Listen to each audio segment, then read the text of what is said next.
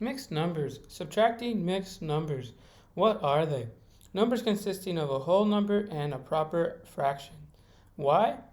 Helps in carpentry or woodworking. Interesting fact. The king cobra is the longest snake in the world with the ability to inject venom. They can grow up to 5.6 meters or 18.5 feet in length. Now let's talk about the 4 examples we're going to be discussing in today's video. Examples 1 and 2, we're going to subtract mixed numbers where the denominators are the same. Example 3, where the denominators are the same but we have to borrow. And example 4, we're going to subtract when the denominators are different and we still have to borrow. So let's go ahead and get started with example 1. But before we do that, let's read the steps. Step 1, subtract the whole numbers. Step 2, make sure the denominators are the same. And we're going to use the LCM or least common multiple to find that if necessary. And step 3, subtract and borrow if necessary. And step 4 is simplify.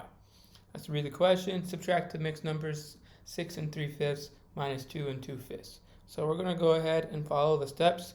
We're going to subtract the 2 whole numbers, 6 minus 2, which gives us 4 as a result.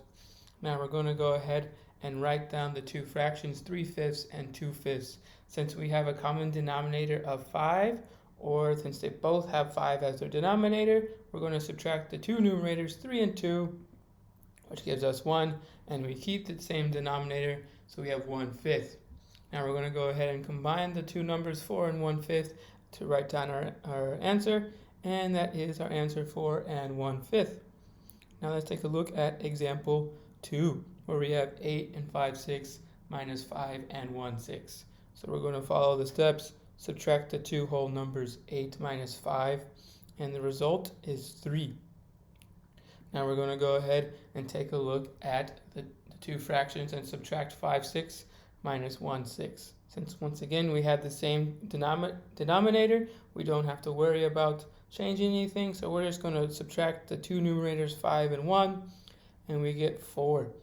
Now we have 4 over 6 is our fraction. Since both are even, or both are multiples of 2, we're going to go ahead and simplify that to 2 over 3, because 4 divided by 2 is 2, and 6 divided by 2 is 3. So we're going to combine the 2 numbers that we have, 3 and 2/3, to make 3 and 2/3 as your answer.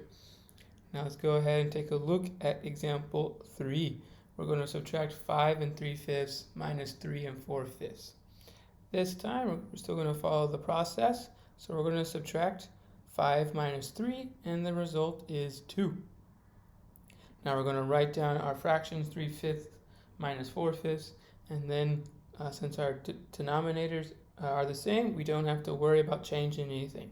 But this time the 3 is less than the 4, so that means we have to borrow from the 2. Okay, why do we have to do that? Because it's like what you do when you do your subtraction without fractions like this, we have to borrow. So let's go ahead and rewrite the 2 as 1 plus 1. And so now we're going to take one of the 1s and move it to the other fraction so we can combine it so that the number on top is greater than the 4. So now since we have 5 as our denominator, that is why we have 5 over 5.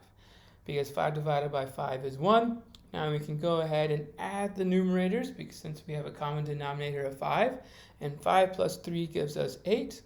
And as you can see, the 1 disappeared because it went inside the fraction of 3/5 to make it 8 over 5. And now we can subtract the 8 and the 4, which gives us 4, and our fraction is 4 over 5. Now we can go ahead, bring the 1 and the 4/5 together, and we get 1 and 4/5 as our answer. Now let's take a look at example 4, where we have 6 and 1/3 minus 2 and 3/5. This time, still the same process as before, but we do have different denominators.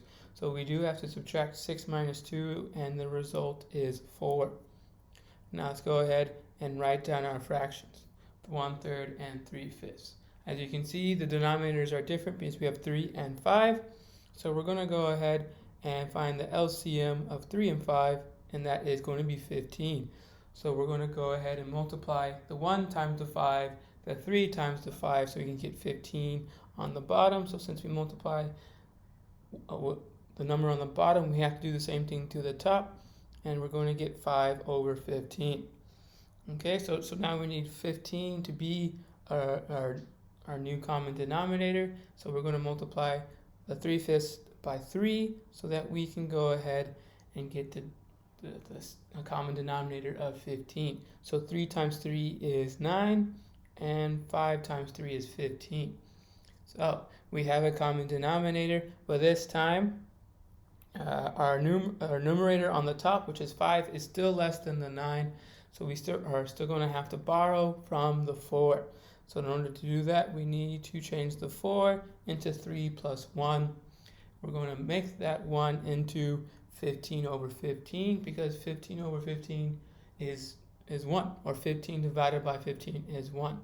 And once again, we chose the denominator to be 15 because that is our common denominator. So now we can go ahead and add the numerators of 15 plus 5, which gives us 20. As you can see, the 1 disappeared because it went into the original fraction of 1/3.